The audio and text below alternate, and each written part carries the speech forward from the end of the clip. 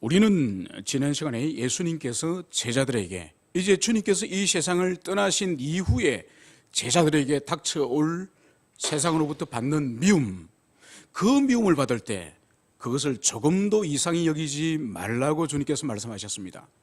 오히려 제자들이 미움을 당할 때에 제자들보다 먼저 예수님 당신께서 먼저 세상의 미움을 받으셨다는 것을 기억하라고 말씀하셨습니다. 그리고 더 나아가서 제자들이 세상에게 미움을 받는 원인은 바로 제자들이 세상에 속하지 않고 이제 주님께 속하기 때문에 세상으로부터 미움을 받는다는 것입니다.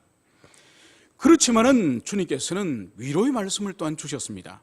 바로 제자들이 이 세상에서 핍박을 받지만은 그러나 핍박만 받는 것이 아니라 그들이 가는 곳마다 복음을 전파할 때에 바로 그들이 전가하는 복음을 영접하는 자들이 있을 것이다. 이러한 위로의 말씀을 주셨습니다. 이제 저희들이 오늘 살펴볼 것은 바로 오늘은 세상을 향해서, 지난 시간에는 세상이 제자와 주님을 향해서 미워했다고 한다면 오늘은 이 세상을 향해서 우리 주님께서 그들 향해서 어떻게 대하실지, 그리고 우리를 향해서 세상을 향해서 무엇을 사명을 주셨는지 오늘 이것을 중심적으로 같이 살펴보도록 하겠습니다. 오늘 22절에서는 주님께서는 이렇게 말씀을 하고 있습니다. 내가 와서 그들에게 말하지 아니하였더라면 죄가 없었으리니와 지금은 그 죄를 핑계할 수 없느니라. 이 말씀을 여기서 하시고 계십니다. 여기서 우리가 살펴볼 것은 주님께서 오늘 그들에게 말하지 아니하였더라면 이 말씀을 하고 있습니다. 먼저 여기서 그들이 누구인지 그것을 우리가 살펴볼 필요가 있습니다. 1차적으로 여기서 그들은 바로 주님의 시대의 유대인들을 말하는 거죠. 1차적으로는 유대인들이고 2차적으로는 이후의 모든 세상의 사람들을 말하는 것입니다. 바로 오늘 주님의 말씀이 뭐죠? 그들에게 말하지 아니하였더라면 죄가 없으리니와. 여러분, 그들에게, 즉 유대인과 세상에게 우리 주님께서는 말씀을 하셨는데 만약 주님께서 말씀하지 않았더라면 그들에게는 죄가 없었을 것이다. 이 말씀을 하고 있는 거예요. 그러면 주님께서 오셔서 말씀한 것이 이것이 도대체 뭔지를 우리가 그 다음 순서로 살펴볼 필요가 있죠.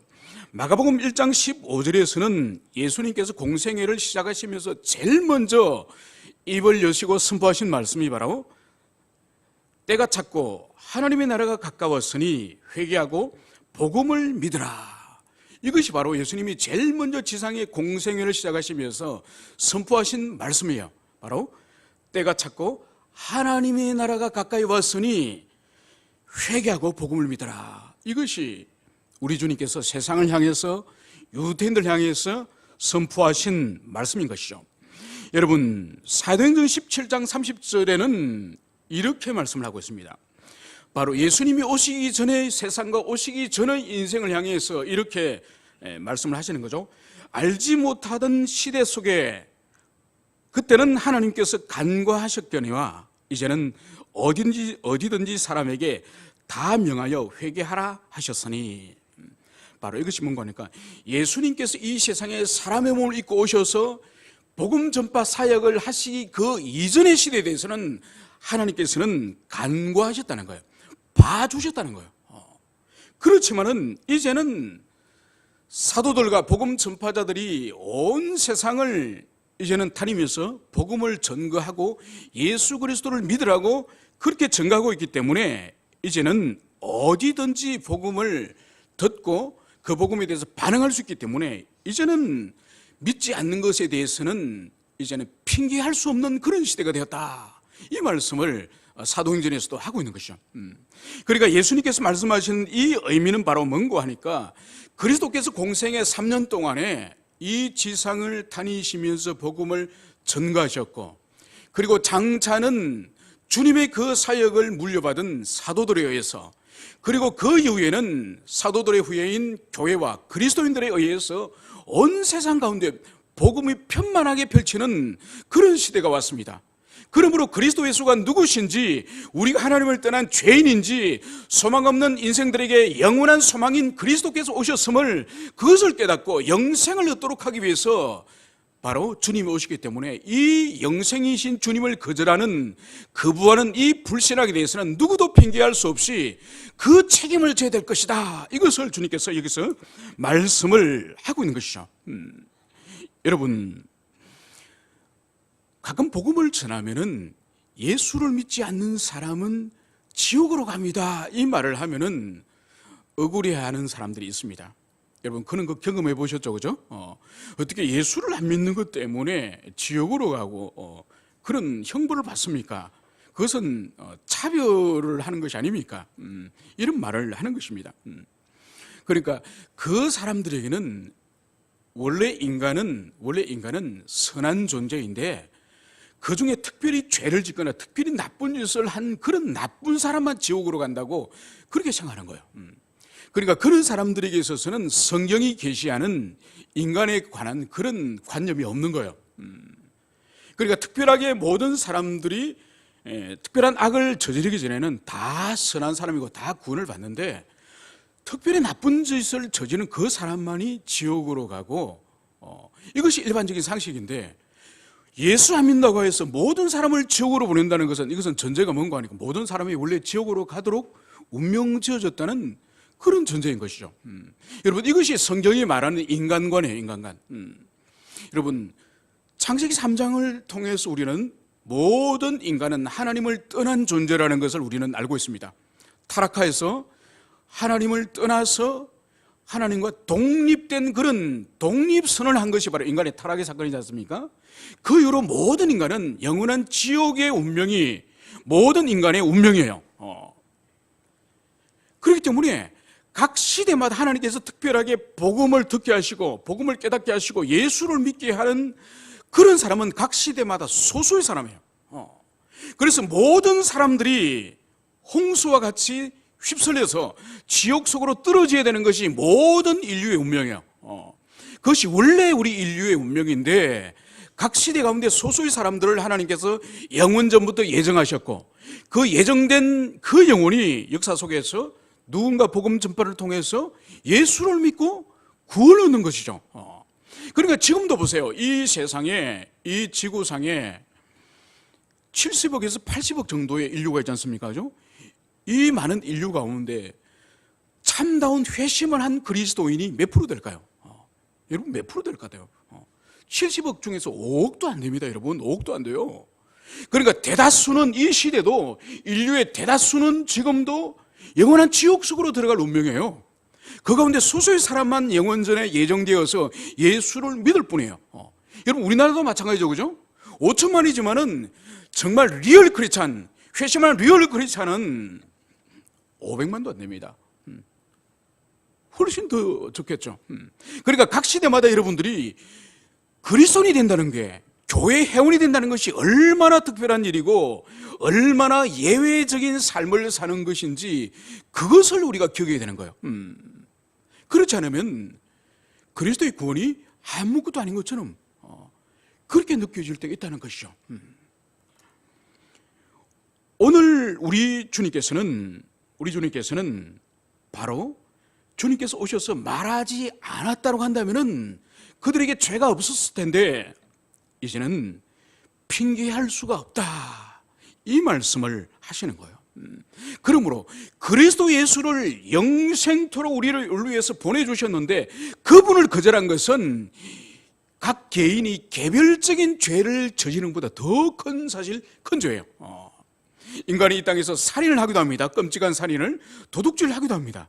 다른 사람을 속여서 물질을 빼앗는 사기를 치기도 합니다. 폭력을 행사해서 빼앗는 강도짓을 하기도 합니다. 이것도 다 나쁜 짓이고 이것도 심판을 받아야 될 일이죠, 그죠? 그러나 이것보다 더 비교할 수 없는 것이 바로 뭐죠?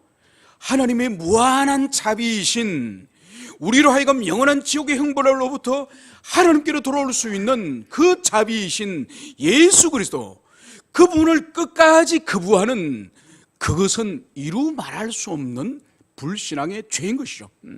그래서 오늘 주님께서는 이제는 더 이상 핑계할 수가 없다, 너희들의 죄에 대해서는 핑계할 수가 없다.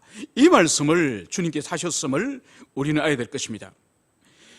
이제 주님께서는 또다시 세상이 주님을 미워하고 더 나아가서 세상이 하나님 아버지를 미워하는 이 말씀을 하는 것을 볼 수 있습니다. 여러분, 우리가 지난 시간에 이제 예수님을 미워할 뿐만 아니라 성도들을 미워하고 성도들을 미워할 뿐만 아니라 예수님을 미워하는 이 세상에 대해서 우리가 지난 시간에 살펴봤습니다. 그러면은 오늘은 예수님을 미워하는 이 세상이 예수님을 이 세상에 보내신 아버지를 미워함을 보여주는 거예요. 그러면 보세요. 세상은 하나님 아버지도 미워하고 성자 그리스도 예수 그분도 미워하고 그리고 그분으로부터 택함을 받고 세움을 받은 성도들도 미워하는 거예요. 여러분, 그러므로 우리가 여기서 볼 수 있는 것은 이 세상은 총체적으로 하나님과 하나님의 자녀를 본성적으로 미워하는 거예요. 여러분, 본래 우리는 빛이고 세상은 어둠이기 때문에 섞일 수가 없는 거예요. 여러분, 물과 기름을 아무리 한 병에 넣어서 흔들더라도 결국 물과 기름이 분리되는 것처럼 빛과 어둠은 절대로 섞일 수가 없습니다. 어둠 속에 빛이 비추면은 어떻게 되죠? 어둠이 물러가 버립니다. 그리고 찬란한 빛 가운데서도 하늘에 먹장구름이 확 끼버리면, 아니면은 그토록 찬란했던 그 태양이 서산으로 져버리면 어둠이 확 밀려옵니다. 빛과 어둠은 공존할 수 없는 거예요. 선과 악은 공존할 수 없는 거예요. 세상과 하나님은 공존할 수 없는 거예요. 그렇기 때문에 이렇게 갈등하고 이렇게 미워하고 이렇게 우리가 이 세상에서 고통을 받는 거예요. 그러면서 오늘 우리가 여기서 살펴볼 것은, 그러면은 하나님 아버지를 사랑한다면서 예수님을 미워하는 일이 가능할까요? 그러면 예수님을 사랑한다고 하면서 예수님의 몸인 성도들을 미워하는 일이 가능할까요? 이것은 모두 불가능한 일이에요. 예수님께서 끊임없이 나를 본 자는 아버지를 보았고 나와 아버지는 하나이니라. 내 안에 아버지가 계시고 내가 아버지 안에 있느니라. 주님께서는 끊임없이 예수님 당신 자신과 아버지가 하나이시고 일체라는 것을 끊임없이 말씀하셨습니다. 그러므로 하나님 아버지를 사랑한다면서 예수님을 미워하는 일은 불가능한 것이고, 또 예수 그리스도를 사랑한다고 하면서 그분의 몸인 성도들을 미워하는 이것 또한 가짜인 것이죠. 여러분, 그 당시에 유대인들 보십시오. 바리새인들 보십시오. 여호와 하나님에 대해서 그토록 사랑하고 열정을 가지고 있고, 그래서 그분이 주신 율법에 대해서 열심을 가지고 있으면서 그분이 보내신 성자 그리스도 예수에 대해서는 어떻게 했습니까? 미워하고 그분을 핍박하고 마지막에는 십자가에 못 박아 죽이기까지 하였지 않습니까? 그죠? 그러므로 그들의 하나님 사랑은 거짓말이에요. 가짜예요. 여러분, 오늘날 우리 하나님의 교회 안에서, 우리 지상의 교회 안에서도 마찬가지예요. 주님과 우리는 영적으로 신비하게 연합되어 있는, 우리는 주님의 몸이에요. 그러므로 우리가 예수님을 향해서 사랑한다, 그분을 위해서 헌신하고 그분을 위해서 열심을 가지고 있다고 하면서 지체를 사랑하지 않고 지체를 미워하는 것은, 그것은 예수님 사랑이 거의심을 보여주는 거예요. 이것은 마치 이런 것 같습니다. 우리 머리는 우리 몸 전체를 통제하고 지배하는 사령관과 같습니다. 그리고 우리 몸에는 백체가 있는 거죠. 100가지 몸의 지체와 기관들이 있습니다. 그러므로 이 머리에 우리 육체가 붙어 있다고 한다면은, 머리에 우리 육체가 붙어 있다고 한다면은 매우 질서롭게 유기적이고 아름답게 우리 몸 전체가 서로를 향해서 작용을 하는 것입니다. 그래서 등이 가려우면 등 자신 보고 긁으라는 것이 아니라 이 손에게 이렇게 등을 긁어줍니다. 그죠? 발이 가려우면은 발가락이 발을 긁는 것이 아니라 이 다른 손이 발을 또 긁어줍니다. 위장이 설해가지고 약을 먹어야 되는데 위장이 서는데 또 손이 약을 타가지고 손이 수고를 해줍니다. 여러분, 우리 육체는 서로가 서로를 위해서 봉사하는 거예요. 하나도 서로 충돌하지 않은 거예요. 여러분, 만약 충돌하는 일이 발생을 가끔 할 수 있거든요. 운전을 하고 똑바로 운전을 하고 가야 되는데 갑자기 신호등 불이 3개, 4개로 보이고 중앙 차선이 이게 차선이 보이지 않고 갑자기 눈에 문제가 생긴 거죠, 그죠? 그래 갑자기 제대로 분별이 안 돼가지고 앞에 오는 차를 부딪혀가지고 사고를 당했다 칩시다. 그 사람의 사고의 원인은 뭔가요? 눈이죠, 눈. 눈 하나가 잘못됨으로 말미암아서 몸 전체가 병원에 입원하는 그런 참상을 겪는 것이죠. 여러분, 이것처럼 그리스도 몸 안에서 서로의 지체들끼리 서로 봉사하고 서로 섬기고 그렇게 하다가 육체가 어디가 탈이 나거나 어디가 마비가 되거나 그러면 몸 전체가 고통을 타는 것입니다. 그것처럼 그리스도를 사랑한다고 하면서 그리스도의 개별적인 육체의 기관들끼리 서로 협조하고 사랑하고 그렇게 하지 않고 만약 자해를 한다고 칩시다. 자해를 하거나 어디 장애가 있다고 발생되었다 칩시다. 그러면 육체에 큰 고통이 몰려옵니다. 이것은 지상교회에서도 마찬가지예요. 그러니까 주님께서 지체를 싫어하고 미워하는 일을 얼마나 그 문제를 심각하게 주님께서 보시는지 형제를 미워하는 자는 곧 살인하는 자다. 이렇게까지 주님께서 말씀하신 이유가 지체와 지체끼리 사랑하고 서로 연합되어지고 유기적으로 서로 섬기고 돕는 것이 교회의 교회됨에 있어서 얼마나 중요한지 주님이 그것을 보여주시는 거죠. 그래서 오늘 그리스도 예수를 미워하는 세상은 바로 그분을 보내신 하나님 아버지를 미워한다. 이 말씀을 여기서 하고 있는 거예요. 여러분, 사도행전에서 예수님이 다메섹으로 가시다가 사도 바울이 다메섹으로 예수 믿는 사람을 박해하러 가다가 그 도로에서 누구를 만납니까? 부활하신 예수님을 만나는 거죠. 그러면서 쓰러진 바울을 향해서 예수님이 바울을 향해서 주여 누구시니까? 이렇게 바울이 그 찬란한 영광 가운데 나타나신 예수님을 향해서 누구시니까? 이 질문을 했을 때 바울을 향해서 주님이 하신 답변이 뭔가요? 내가 핍박하는 예수니라. 네가 지금 미워하고 박해하는 예수다. 이 말씀을 하세요. 여러분, 예수님을 사도 바울은 주님 살아계실 때에 공생의 가운데 한 번도 대면한 적 없습니다. 만난 적이 없어요. 그런데 오늘 주님께서는 지금까지 바울이 예루살렘에서 예수 믿는 성도들을 괴롭히고 성도들을 박해했거든요. 겨우 성도들을 박해했는데 예수님이 하신 말씀은 네가 괴롭히고 네가 박해하는 예수다. 이 말씀을 하세요.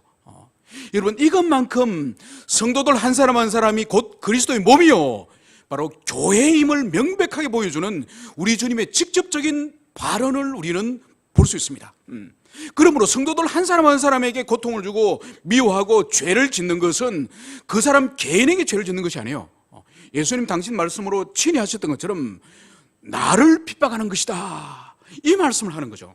그러므로 성도들에게 지체들끼리 형제들끼리 미워하는 자들에게는 하나님께서 제일 먼저 조치를 취하는 것이 뭔지 아세요? 은혜를 거두가세요. 여러분, 주님은 분명히 말씀하셨습니다. 나는 은혜를 베풀 자에게 은혜를 베풀고 은혜를 거둘 자에게 거두신다. 이 말씀을 주님이 하셨습니다. 그러므로 미워하고 죄 가운데 있는 지체들에게는 하나님이 1차적으로 취하는 일이 바로 뭔가 하니까 은혜를 거두세요. 여러분, 은혜가 거두어지면 그 사람은 더 깊은 나락으로 떨어지는 거죠. 그것을 주님이 허용하시는 거예요. 여러분, 왜 허용하실까요? 바닥에서 다시 시작하라고. 바닥에서 그 궁핍한 그 바닥에서 처절한 그 심령 가운데서 다시 하나님 찾으라고 그 사람이 바닥까지 떨어지도록 주님께서 두시는 거예요. 여러분, 오늘 주님께서 그리스도를 미워하는 자는 성부를 미워하는 것이고 바로 성도를 미워하는 것은 성도를 구원하신 그리스도 예수를 미워하는 것이다. 이런 결론에 이르게 된 것입니다. 그러므로 우리가 서로를 사랑하고 지체를 용납하고 서로를 품는 것이 바로 주님의 교회를 세울 뿐만 아니라 우리 영혼의 복됨을 위해서 너무너무 중요한 것임을 여러분들이 기억하시기를 간절히 소망을 합니다. 이제 우리 주님께서는 24절에서 이런 말씀을 또 하셨습니다. 내가 아무도 못한 일을 그들 중에 하지 아니하였더라면 그들에게 죄가 없었으리니와 지금은 그들이 나와 아버지를 받고 또 미워하였도다. 이 말씀을 하셨습니다. 여기서 우리 주님께서 내가 아무도 못한 일을 그들 중에 하였다, 이것이 도대체 무슨 말씀일까요? 주님께서 아무도 못할 일을 그들 중에 주님께서 하셨다, 이 의미가 뭘까요? 이것은 바로 아무도 못할 일, 이것은 이 땅에 있는 우리 인생들이 할 수 없는, 인생으로서는 도무지 행할 수 없는 바로 신적인 능력으로, 바로 하나님의 신성을 덧입지 않고는 결코 할 수 없는 그런 사역을 주님께 하셨음을 보여주는 거예요. 그러니까 주님이 신성을 통한 그런 표적을 통하여서 당신 자신이 어떤 존재인지를 사람들에게 증명하였다는 것을 말씀하시는 거예요. 이것을 증명하였음에도 불구하고 영접하지 않는 자들에 대해서는 이제는 그들에게 죄를 핑계할 수가 없다, 이 말씀을 이렇게 하는 거예요. 여러분, 우리가 알다시피 주님의 사역에 결정적으로 이후의 사도들이나 그 이전의 선지자들도 그들도 표적과 이적을 행했습니다. 그죠? 구약시대 때도 모세라든지 엘리야라든지 엘리사라든지 또 신약시대 때 베드로나 사도들도 표적과 이적을 행했습니다. 여러분, 그거와 차원이 다른 거예요. 어떻게 차원이 다르죠? 선지자와 사도들은 그 자신 안에 신적인 능력이 내재되어 있는 그런 사람들이 아니에요. 선지자나 사도들은 하나님의 힘과 권능을 덧입고 이적을 행한 것입니다. 그런데 예수님의 이 표적은 그들과 전혀 다른 것이죠. 예수님은 그분 존재 자체가 신적인 분, 즉 성자 하나님이시기 때문에 바로 사도나 선지자들이 하나님의 은혜와 능력을 덧입고 하는 그런 표적과는 전혀 다른, 그분 스스로 그분의 자의적으로 그런 능력을 행하셨음을 보는 것이죠. 그래서 선지자나 사도들은 표적을 행하기 전에 하나님께 먼저 기도를 하거나 하나님께 은혜를 간구하는 것을 봅니다. 그런데 예수님께서는 그냥 말씀으로 바로 선포하시는 거죠. 이것이 하나님의 종들과 우리 그리스도 예수 당신께서 행하시는 표적 사건의 전혀 다른 차원이죠. 그래서 오늘 주님께서는 내가 아무도 못할 일을 그들 중에 하지 않았더라면 그들에게는 죄가 없었으리와, 이 말씀을 하시는 거죠. 죽은 자를 심지어 살리기도 하셨죠. 귀신을 쫓아내기도 하셨죠. 오병이어로 수만 명의 사람을 먹이기도 하셨죠. 이런 일은 물리적 세계 안에서 이것은 일어날 수 있는 일이 아니에요. 어떻게 오병이어로 수만 명의 사람들을 먹일 수가 있습니까? 이건 자연질서. 사람들이 수고하여서 물고기를 잡고 수고하여서 빵을 만들어서 그것을 나누는 것과 전혀 다른, 바로 창조의 근원이신, 창조의 능력을 가지신 그분이 양식을 지어내신 거예요. 여러분, 어떻게 사람이 사람의 내면 속에 웅크리고 숨어있는 그 사악한 귀신을 쫓아낼 수 있겠습니까? 그것을 감지할 수도 없고 볼 수도 없죠. 그런데 예수님은 정확히 한 사람의 인격 가운데 수천의 그 사악한 귀신, 그 레기온 귀신, 그 군대 귀신이 그 사람의 인격 속에 숨어 있어서 그 사람을 끊임없이 미치게 하고 광란의 삶을 살게 하는 그 근원인 그 귀신들을 향해서 나가라, 이 한 말씀에 의해서 그 사람 속에 있는 수천의 귀신이 산비탈에서 먹이를 먹고 있는 수천 마리의 돼지떼 속으로 들어가서 그 돼지들이 바닷속에 뛰어들어가서 죽음을 당했다는 것을 우리는 알고 있습니다. 어떻게 보이는 물질 세계가 아니라 보이지 않는 영혼의 세계, 영적 세계에 대해서 권세와 능력을 가지는 이런 인간이 이 세계에 어디 있겠습니까? 그것은 오직 영적 세계마저도 창조하셨고 영적 세계마저도 다스리고 계시는 하나님 당신이 아니고는 결코 이런 일을 할 수가 없는 거죠. 여러분, 어떻게 죽은 사람이 4일이나 지나서 그 뜨거운 열기에 이미 썩어서 냄새가 무덤 밖으로 풀풀 흘러나오는 그 썩은 시체를 향해서 나사로야 나오더라, 이 한 말씀에 썩어버린 시체가 다시 온전한 사람이 되어서 그려나오겠습니까? 이것은 바로 흙으로 된 그 사람의 형체를 향해서 생기를 불어넣을 때에 그 흙덩어리였던 그 존재가 사람이 되어서 일어났던 것처럼 바로 사람을 지으신 그 창조주 하나님의 그분의 권능이 아니고는 결코 썩어서 물이 줄줄 흐르는 그 송장을 온전한 사람으로 만들 수가 없는 것이죠. 주님의 공생의 가운데서는 끊임없이 이런 표적을, 이런 이적을 사람들이 보여주셨습니다. 그래서 오늘 주님께서는 내가 아무도 못할 일을 그들 중에 하지 아니하였다면 그들에게 죄가 없느니라, 이런 단정적인 말씀을 하신 거죠. 그러니까 주님께서는 오늘 우리가 앞에서 살펴봤던 것처럼 오셔서 말씀하셨어요. 주님께서 말씀하셨어요. 두 번째로는 24절에서 아무도 보지 못한 그 일을 보여주셨어요. 그래서 주님은 말씀으로 복음을 선포하셨고 표적으로 눈으로 확인하고 그것을 통해 주님을 믿게 하신 이 두 사역을 주님은 하셨습니다.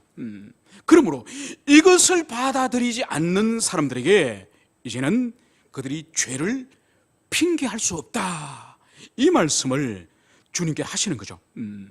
여러분, 여기서 우리가 주의될 것은 예수님께서 이 지상 생애 가운데에서 행하신 이런 표적들, 이 표적들의 본질은 바로 뭔가 하니까 이것은 예수님이 누구신지, 예수님이 어떤 분이신지를 보여주는 계시적 사건이에요. 여러분, 이것이 정리가 안 된 사람들이 오늘날도 많습니다. 그러니까 예수님께서 병자도 고치시고 죽은 자도 살리시고 귀신도 쫓으시고 이 많은 표적 사건을 하셨는데 이 사건의 1차적인 의미, 1차적인 목적은 바로 예수 그리스도 그분이 누구신지, 그분이 그 시대 사람들에게 내가 누구인지를 보여주신 증언으로서의 그 사건이라는 거예요. 그러니까 이것은 사건 자체가 바로 하나님의 계시예요, 계시. 그래서 계시로서의 사건이라는 것을, 이것을 우리는 기억을 해야 되는 것이죠. 그래서 문제는 바로 뭔가 하니까 이것을 바로 이해하지 못함으로 말미암아서 예수님과 사도시대 때 일어났던 계시적 사건을 오늘날도 기도하고 하나님께 간구하면 오늘날도 이런 일이 계속 일어난다, 이렇게 생각하는 사람들이 있다는 거예요. 오늘날도 예수님과 사도시대 때 있었던 것처럼 귀신이 떠나고 예언을 하고 방언을 하고 불치병이 낫고 이런 일이 계속 일어난다는 거예요. 여러분, 여기서 주의하세요. 계속 일어나지 않는다는 걸 제가 말하는 것이 아니에요. 그런데 본질이 예수님이 행하시고 사도들이 행하신 이 사건은 그 사건 자체가 계시적 사건이라는 거죠. 여러분, 계시적 사건이라는 의미 자체가 바로 뭔가 하니까 사건의 필연성이에요. 그러니까 예수님이 그 상황에서 반드시 그 일을 하실 수밖에 없는 상황이라는 거예요. 그래서 당신이 평범한 한 사람이 아니라 하늘로부터 임하신 신적인 존재임을 그 계시적 사건을 통해서 드러내신 거예요. 그래서 그 자리에 있는 사람들에게 예수는 그리스도시고 하나님의 아들이심을 증명하기 위해서 오병이어나 나사로를 살리거나 아니면 귀신을 쫓아내거나 그런 일이 벌어졌다는 거예요. 여러분, 계시적 이 사건은 반복되는 것이 아니에요. 이 계시적 사건은 바로 성경이 완성되면서 이 계시적 사건 또한 종결되는 거예요. 이것을 이해해야 돼요. 이것을 이해하지 못하기 때문에 오늘날도 기도원 가서 기도하고 하나님께 간구하고 금식하면은 동일한 이런 사건이 일어난다고 생각하는데 그것이 아니에요. 그것은 뭐냐? 그것은 하나님의 은혜로 일어나는 거예요. 계시적 사건이 아니에요. 지금도 어떤 이단 교파에서는 자신들 교회가 사도적 교회라고 말하면서 실제로 교회 안에서 사도들 직분이 있습니다. 그리고 교회 안에서 장로와 집사 직분이 있는 것처럼 그 교회 안에서는 사도들이 있는 것이죠. 그리고 지금도 계속적으로 말씀을 계속 받는다고 생각해요. 그것은 순전히 틀린 것이죠. 하나님께서는 66권의 성경을 완성하시면서 하나님의 계시가 완성된 거예요. 그러므로 더 이상 계시적인 사건이나 계시적 의미의 그런 예언이나 말씀은 주어지지 않습니다. 그러므로 그것을 쫓고 그것을 따라가는 것은 어리석은 일일 뿐만 아니라 그것은 매우 하나님 앞에 신성 모독적인 것이죠. 그러므로 여러분들이 성경 계시 가운데에 구약이나 신약이나 특별한 이런 표적들이 어떤 의미인지 그것을 이해하지 못하고 문자 그대로 그것이 오늘날도 일어난다고 생각하는 그것은 심히 무지한 소치라는 그것을 여러분들이 이해를 하셔야 됩니다. 예를 두 가지를 든다면은 여러분, 이스라엘 백성들이 출애굽하여서 이제 홍해 바다를 건너는 사건이 있지 않습니까? 그 사건 의미 또한 하나님의 나라와 관련해서 계시적 사건으로 해석을 해야 됩니다. 그것이 바로 뭔가 하니까 홍해 바다를 건넌다고 하는 이 일은 그들이 새 이스라엘이 시작됨을 보여주는 사건이에요. 그리고 홍해 바다를 건넌다 하는 그것은 바로 뭔가 하니까 새 이스라엘 백성, 새 하나님의 백성이 창조되면서 그 바다를 건너는 사건이 바로 하나님께로부터 세례를 받은 사건이에요. 그래서 고린도전서에서도 분명하게 사도 바울이 구약의 이스라엘 백성들이 홍해를 건너면서 바다에서 너희 조상들이 세례를 받았다, 바울이 그렇게 성경에 기록하는 거예요. 그러니까 단순히 바다가 쪼개지고 표적이 아니라 새 이스라엘, 새 하나님의 백성을 주님께서 만드시고 그들을 이제는 하나님과 연합시키기 위해서 세례를 받게 한 장면이 바로 홍해 바다가 쪼개진 사건이죠. 여러분, 신약시대 때 최고의 표적 가운데 하나가 바로 뭔가 하니까 오순절 성령 강림 사건이라고 할 수 있습니다. 여러분, 성령 강림 사건도 마찬가지예요. 이것은 옛 질서가 끝나고 옛 이스라엘이 끝나고 새 이스라엘이 시작되면서 이제 교회를 창설하기 위해서 하나님께서 교회된 자들, 그런 새로운 언약의 백성을 부르시는 장면이 바로 이 오순절 성령 강림의 사건이에요. 그래서 옛 질서를 버리고 이제는 새 질서, 즉 교회 속으로 들어오도록 하기 위해서 주님께서는 이 일을 행하신 거죠. 그래서 이 일이 동일하게 오늘날도 모여서 기도하면서 불을 달라고, 성령이 불처럼 우리에게 임해달라고, 이것은 계시에 대해서, 성경에 대해서 너무 무지한 거예요. 그런 표현을 쓰는 것은 성경적으로 합당하지 않습니다. 이미 불이 임하였고 성령이 임하였는 그런 것은 오순절 사건으로서 종결된 거예요. 그러므로 우리가 이 바른 해석을 하지 못할 경우에는 동일한 사건을 2000년이 지나서 지금까지도 그 일을 하나님께서 일으키시고 그것을 다시 할 수 있다고 그렇게 믿는 것은, 그것은 성경, 즉 계시의 종결성에 비하여서 그것은 오류라는 것을 우리는 기억해야 될 것입니다. 그래서 여러분 보세요. 구약 성경에 보면은 처음에는 바다가 쪼개지고 하나님이 시내산 꼭대기에 불기둥과 구름 기둥으로 임하시고 또 때로는 하나님의 천사를 보내시고 이런 초자연적인 역사들이 구약의 초기에 쭉 있습니다. 그러면서 시간이 지나면서 선지자들과 하나님의 종들이 성경을 기록하지 않습니까? 그죠?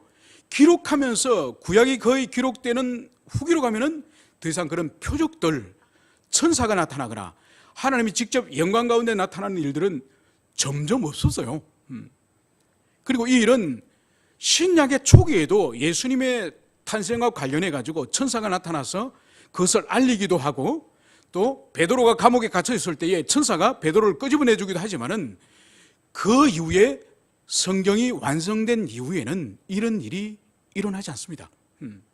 그리고 이것이 뭔가 하니까 계시가 점진적으로 진전될수록 초자연적인 그런 일들은 점점 줄어들고 이제는 성도로 하여금 하나님의 말씀을 믿도록 하기 때문에 결국 말씀이 완성된 이후로는 눈을 통해서, 귀를 통해서, 감각을 통해서 뭔가를 추구하는 그런 신앙이 아니라 하나님의 인격이신 말씀을 신뢰하는 그런 신앙으로 주님께서 확정하셨다는 그것을 여러분들이 믿으시기 바랍니다. 아직도 이 부분이 정리가 안 된 수많은 사람들이 막 쫓아다니면서 뭔가를 보려고 하고 뭔가를 느끼려고 하고 뭔가 들으려고 하는 그것은 다 초보적인 신앙이에요. 초보적인 신앙. 계시의 영적 유아기 상태에 있는 그런 신앙에 불과한 거예요. 이미 말씀이 완성되고 계시가 완성됐는데 완성된 것을 붙잡지 않고 초보적인 것을 붙잡고 돌아다니는 것은, 그것은 영적 유아기 상태에 있다는 것을 여러분들이 이해하시길 바랍니다. 그래서 여러분 주위에 무엇을 보았다, 들었다, 경험했다, 금리발로 바뀌었다 이런 말을 하는 사람이 있다고 한다면은 여러분 말로서는 하지 마시고 여러분 마음 생각으로 아직 젖 먹는 어린아이구나, 그렇게 여러분들이 생각하시면 정확합니다. 이제 우리 주님께서는 이제 더 나아가서 이제 주님의 증거에 대해서 말씀을 하시니 바로 26절, 내가 아버지께로부터 너희에게 보낼 보혜사 곧 아버지께로부터 나오시는 진리의 성령이 오실 때에 그가 나를 증언하실 것이요. 오늘 주님께서는 매우 중요한 말씀을 여기서 하고 계십니다.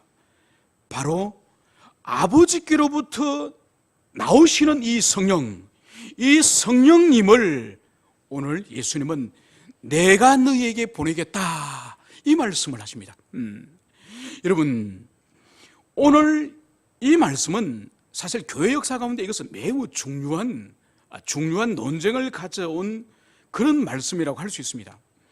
여러분, 우리가 여기서 15장 26절에서는 내가 너희에게 보낼 보혜사, 그러니까 예수님이 제자들에게, 이 땅의 성도들에게 보혜사를 예수님이 보내겠다, 이 말씀을 하시죠, 그죠?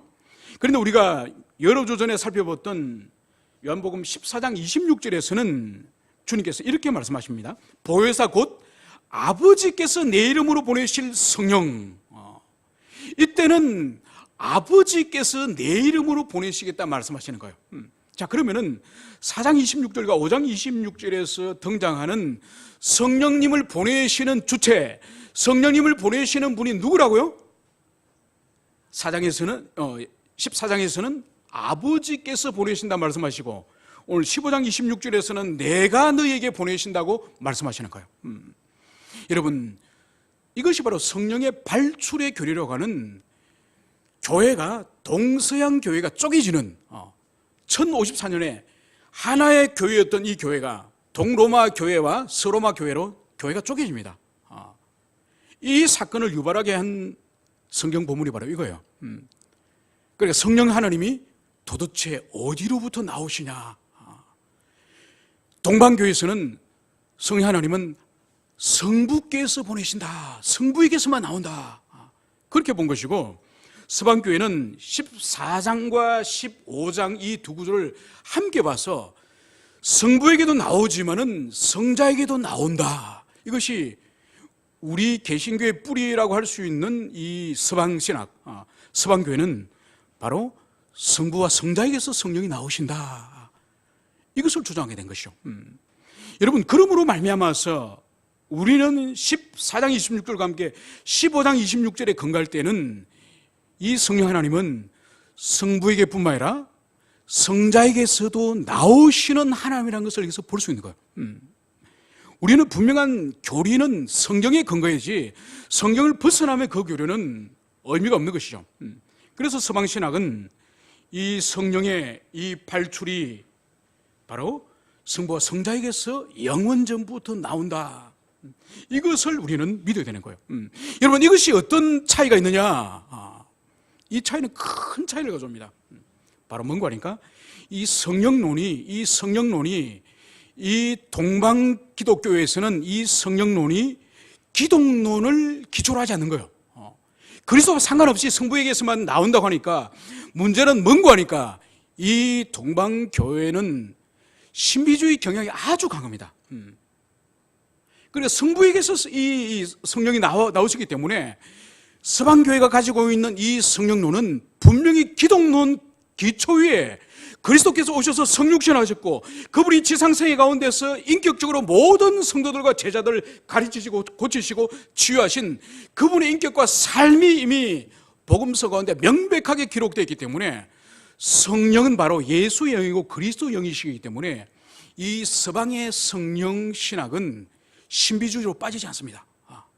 그런데 동방의 성령론은 성육신, 특별히 여기서 있는 이 필요계 이 교리, 바로 성부와 그리고 성자에게서 나오신다, 이 필요계 교리, 이것을 무시하기 때문에 동방 기독교는 신비주의로 하는 거예요.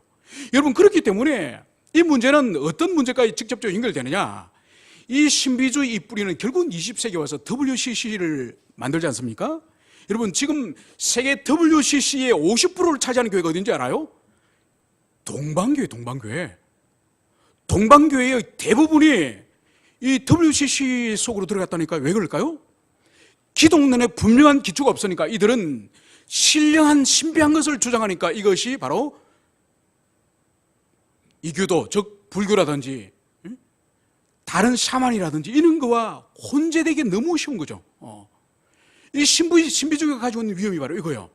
그런데 우리 개신교는 성령론이 분명한 기독론 위에, 그리고 성육신 위에 세워졌기 때문에 신비주의로 흐르지 않아요. 이게 우리에게 주님이 주신 은혜라고 볼 수가 있는 것이죠. 오늘 우리 주님께서는 바로 이 성령님이 바로 아버지로부터 아들께서 보내신 건데, 이 성령님이 하시는 바로 사역이 뭐냐? 그가 나를 증언하실 것이요.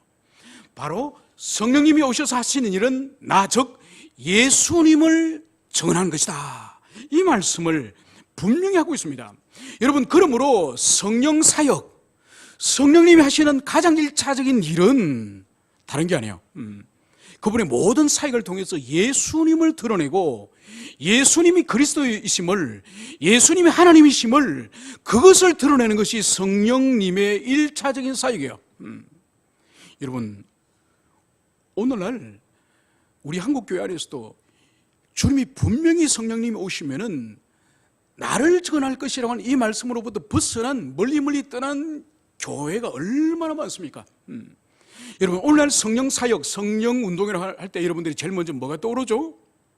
은사주의 떠오르지 않습니까? 은사운동 떠오르지 않습니까? 그죠? 여러분, 개별 은사가 다양하게 병도 치유하고 귀신도 쫓고 어떤 그런 사역들을 개별 은사가 하지만은 이 개별 은사가 궁극적으로 지향할 점이 바로 뭐라고요? 예수님을 증언하는 거예요. 여러분, 궁극적인 이 성령 은사의 이 궁극적인 이 목적, 예수님을 드러내는 이것까지 가지 못하는 얼마나 많은 은사 운동을 여러분 보고 있지 않습니까? 그죠? 그래서 오늘날 특별히 이 은사 집회라든지 기도원 집회라든지 이런 데서 일어난 이런 일을 보고 어떤 신학자는 심지어 이렇게까지 말합니다. 은사주의 운동은 예수 무당이다. 절이나 그런 데 가서 무당에게 장례를 물어보고 자신의 미래에 대해서 물어보고 길흉화복을 점치고 그것을 물어보듯이 오늘날은 예수님에게 그런 걸 물어본다는 거죠. 여러분, 성령님은 그런 거 하라고 성령님이 오신 게 아니에요. 성령님의 1차적인 가장 중요한 목적은 바로 그리스도 예수, 그분을 이 세상 가운데 드러내는, 증언하는, 그것이 성령 사역의 1차적 목적이에요. 이 궁극적인 이 목적을 잃어버린 채로 개별적인 어떤 일들을 이것을 하려고 하는 이것은 엄밀히 말해서 성령님의 사역이 아닐 가능성이 대단히 높습니다. 왜냐하면 그는 미래를 점쳐주고 병을 고치고 이런 것들은 이것은 성령이 아니더라도 다른 이방 종교에서도 이런 수많은 일이 일어나는 거예요. 그냥 예수 이름을 빌어서 빙자하여서 그를 할 뿐이에요. 과연 그 가운데 그리스도 예수의 인성과 그분의 신성이 드러나고 있습니까? 그리스도의 그 거룩한 성품이 그 사역자들과 그런 데를 쫓아다니는 사람들에게 드러나고 있습니까? 없습니다. 그러므로 성령님이 함께 하지 않는 것이죠. 성령님이 하시는 사역이 아닌 것이죠. 그래서 세상으로부터 예수 무당이라는 그런 말을 듣는 거예요. 이제 마지막으로 우리가 살펴볼 것은, 이제 주님께서 너희도 처음부터 나와 함께 있었으므로 증언하느니라. 오늘 예수님께서는 바로 지상에 예수님을 증거하는 것을 성령님께만 의탁하는 것이 아니라 바로 제자들도 예수님의 증거자가 될 것이다. 이 말씀을 오늘 여기서 하고 있습니다.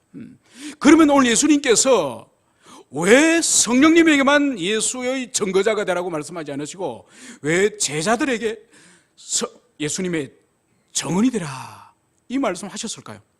성령님이 하시기에 능력이 부족해서 성령님의 사역은 불완전하기 때문에 제자들에게 그 사역을 같이 맡겼을까요? 아니죠. 오늘 주님께서는 너희도 처음부터 나와 함께 있었으므로, 바로 주님께서 공생의 사역을 시작하실 때에 그분이 성령을 한없이 받으시고 그 성령의 능력에 의해서 그분이 사역을 하셨던 것처럼 바로 그분의 공생의 사역 처음부터 누가 함께 했습니까? 제자들이 함께 했죠. 그래서 성령이 함께 하셨던 것처럼 제자들도 주님과 함께 하셔서 주님의 모든 지상 사역을 목격한 정인이기 때문에 그것을 세상 가운데 나타내라, 전가라, 이것을 말씀하셨음을 보여주고 있습니다. 여러분, 이것은 주님의 제자들이 이후에 성령이 강림하신 이후에 그대로 순종합니다. 성령이 강림하기 전까지만 하더라도 제자들이 숨어서 방문을 걸어 담그고 두려워서 떨고 있던 그 제자들 아닙니까? 그죠? 그런데 성령이 그 다락방에 임하시니 그들이 성령을 받고 나서 어떻게 했죠? 그들 스스로 문을 열고 그들 스스로 예루살렘 거리로 나가서 그들 스스로 여러분들이 죽인 예수는 바로 그리스도입니다, 이 말씀을 선포하는 것이죠. 그래서 수많은 사람들이 예수를 믿고 영접하지 않았습니까? 그러다 그들이 바리새인과 제사장들에게 붙잡혀서 예수 이름으로 복음 전하지 마라, 이렇게 협박을 받았을 때 그들이 어떻게 말했습니까? 우리가 사람의 말을 듣는 것이 옳습니까? 하나님의 말씀을 듣는 것이 옳습니까? 그러면서 그들이 복음 전파 사역을 계속합니다. 결국은 그 복음이 130년 된 이 땅에까지, 그 순종이 이 땅에까지 오게 된 것이죠. 그러므로 초대교회 성도들이 복음 전파를 하였듯이 오늘날도 우리는 이 복음 전파를 때를 얻거나 못 얻거나 우리는 그 복음을 전파해야 됩니다.